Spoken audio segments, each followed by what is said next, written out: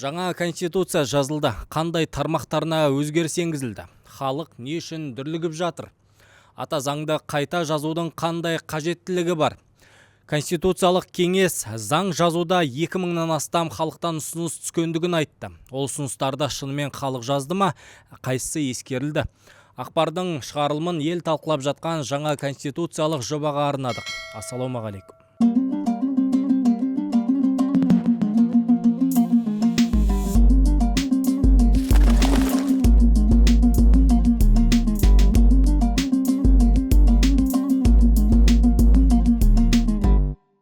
Жаңа конституция жазылды. Бастапқыда ата заңның 84%-на түзету енгізілді делінген. Алайда осындай пайыздық түзету ол жаңа заңды жазғанмен пара-пар екен. Жаңа конституция туралы бастама бүгін ғана шыққан дүние емес, бұл жаңа саяси жүйе құру деген ұранмен шыққандығы белгілі. Бұл туралы алғаш президент халыққа жолдауында ескертіп айтқан. Мұндай қажеттілік елдегі тұрақтылықты сақтау, инвестициялық климатты жақсарту және халықтың әл-ауқатын арттыру үшін қажет. Осы орайда халық арасында да көптеген сұрақ туындайды. Бұрынғы ата заңды өзгертудің қандай қажеттілігі болды? Кейін Тоқаевтың басқарудағы заң шығарушы органдағы өзгерістерді енгізу үшін конституцияға өзгеріс енгізу туралы қажеттілігін түсіндірді. Өйткені өздеріңіз білетіндей саяси жүйеде көптеген жаңа бастамалар қолға алынды. Ал бұл жайттарды заңмен бекітіп алмаса, ұзақ уақыт өте күші де азаяды. Құр ұранға айналып кетуі де ықтимал. Сондықтан парламенттің бөлінісі мен жаһандық өзгерістер барлығын қамтып келгенде ата заңның 84%-на өзгеріс енгізіледі деп шешілді. Бұл енді заңды толық жазып шыққанымен бірдей екен. Барлығы 77 бапқа өзгеріс енгізіледі. 2 жаңа бөлім қосылды, 4 бөлімнің атауы өзгеріпті. Барлығы 9 бөлімге өзгеріс енді.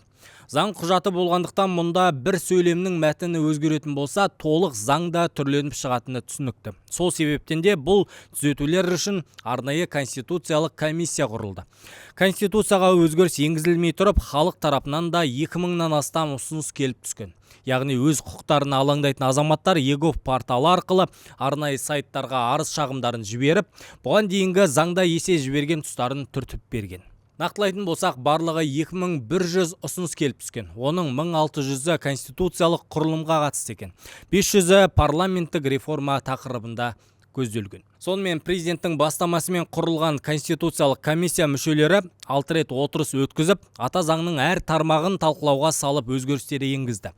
Содан жаңа өзгерістердің барлығын ескере келе толық заңды қайта жазу керек деген шешім шығарды. Жұма күні осы заңмен жұмыс істеген конституциялық сот төрайымы орынбасарларымен бірге мемлекет басшысына барыпты. Сөйтіп, осы күндері жасаған жұмыстарын таныстырып, бір сөзбен жаңа заңды көрсетті. Кейін сенбі күні таңертең жаңа конституцияның жобасы бірқатар республикалық газеттерде жарияланды. Танысу үшін халықтың талқылауына да тасталды. Қоғамның талқысына шығарылған жаңа заңда 11 бөлім және 95 бап бар екен. Бұл жерден де айта кету керек, бұл тәуелсіз Қазақстанның тарихындағы 3-ші конституциялық заң екен.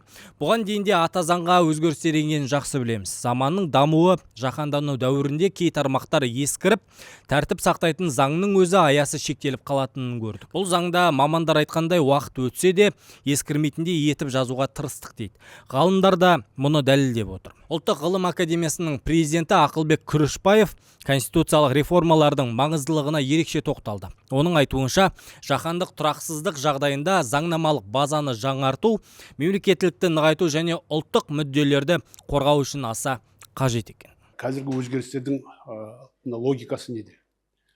Қазіргі жаһандық өзгерістер, халықаралық стандарттар, құндылықтар өзгеріп жатқан кезеңде Қазақстан мықты жүйе құру керек. Ал енді мықты мемлекеттік жүйе құру үшін әрине заңдар өзгеру керек. Жалпы өздеріңіз жақсы білетіндей, конституция бұл Қазақстан азаматтарының барлығына арналып жазылған нақты заң. Мемлекеттік ең жоғарғы құндылығы ол адам. Сондықтан да бұл елдегі адамдардың құқығын қорғауға арналған. Жаңа заңда мемлекеттік биліктің иесі Қазақстан халқы деп жазылған. Ал үкімет және өзге де мемлекеттік органдар өздеріне берілген өкілеттілік шегінде мемлекет атынан әрекет етеді деп нақты жазылған. Үкімет басшысы Олжас Бектенов бұл прогрессивті құжат деп бағалап, заңда қоғамда болып жатқан жоспарлы саяси және экономикалық өзгерістерді көрсетіліп, ел дамуының жаңа бағдары, оның ішінде білім, ғылым және инновация саласындағы басымдықтар белгіленгенін атап өтті. Ата заңның жаңа жобасы Қазақстанның ұзақ мерзімді даму бағдарын айқындайтын, әлеуметтік әділдік пен құқықтық теңдік сияқты аса маңызды құндылықтарды қамтамасыз ететін прогрессивті құжат. Онда адам және оның құқықтары мен бостандықтары мемлекеттің негізгі басымдығы ретінде жария етілді.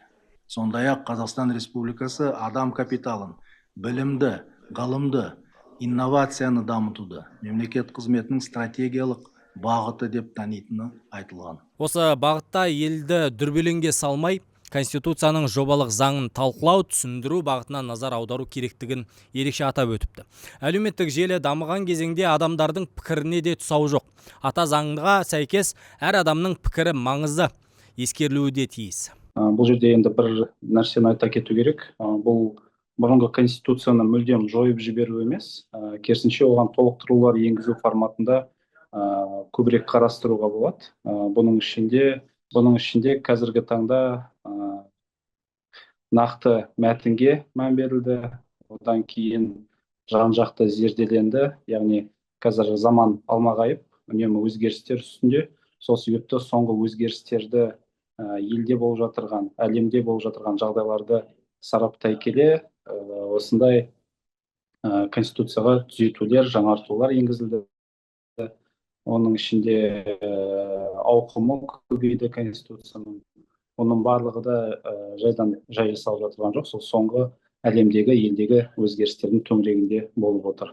Осы тікелей эфирлердің ішінде конституциялық реформа жөніндегі кеңестің басшысы Эльвира ханым өзінің баяндамасында, ең алғашқы отырыста баяндамасында атап өтті. Бұл жерде жаңағыдай барлық саяси партиялардың ішінен, одан кейін қоғамдық бірлестік өкілдерінен және қарапайым халықтан 3000-нан астам жаңағыдай ұсыныстар келіп түсті деді. Бұл енді ашықтық принципі, президент айтқан, осының барлығы да сақталып келеді.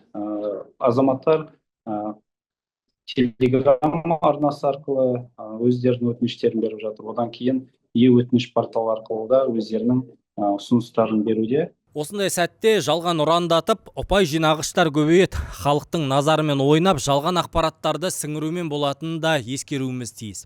Ішкі істер министрлігі әлеуметтік желілер мен мессенджерлерде, соның ішінде жаңа Конституция жобасына қатысты шындыққа жанаспайтын әрі арандатушылық сипаттағы жазбалар көбейгенін мәлімдеді.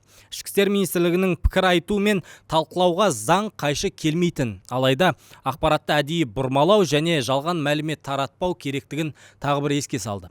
Дамушы мемлекеттік халықтың ұсынысымен пікірмен санасуы тиіс. Осы орайда әр саланың мамандары өздеріне қатысты ойларын да ортаға салуы керек деп ойлаймыз.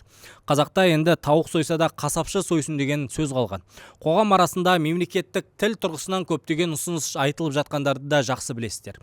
Осы бағытта белгілі ақын, жазушы Ақберен Ергезектің пікірі көзге түсті. Саясаттың қазаны бұрқ-сарқ қайнап жатыр. Жөн, биліктің кезекті шешімі емес, елдің болашағына тікелей қатысы бар басты құжат Конституция талқыланып жатыр.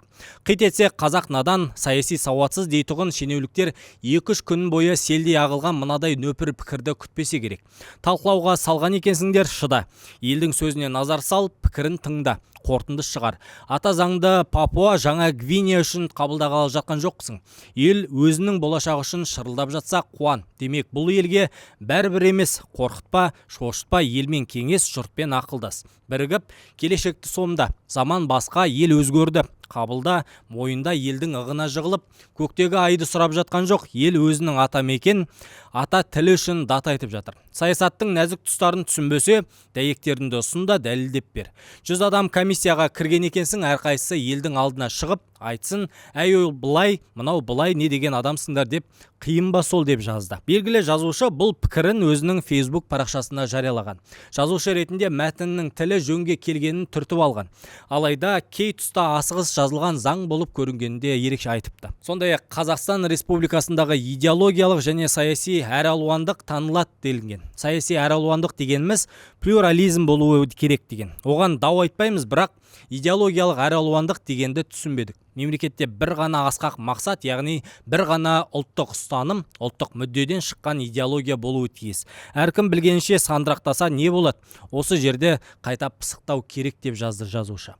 Міне, азамат ретінде толғандырған мәселелер осылай болды. Қалған баптар бойынша заңгерлер мен арнайы мамандар айта жатар деп сөзін түйіндепті. Бұл жерде енді өз саласына қатысты ұсыныстарын айтқан, ал заң тілін түсінетін сол салада жүрген мамандар осы кезде белсенділігін танытуы тиіс деп ойлаймыз. Бұл жерде енді дүрбелеңге салып, атойлататын шаруа көріп тұрған жоқпыз. Ал журналистердің сөз бостандығына келетін болсақ, жаңа жобалық заңда цензураға тыйым салынған деп нақты жазылып тұр. Бұл сөз еркіндігі ақпарат таратуда еркіндік болады деген сөз. Тек мемлекеттік құпияларды жарияламау керек, адамның ар намысы мен қадір қасиетіне тиіспеу керек. Арандатуға, соғысты дәріптеуге тыйым салынады деп жазылған.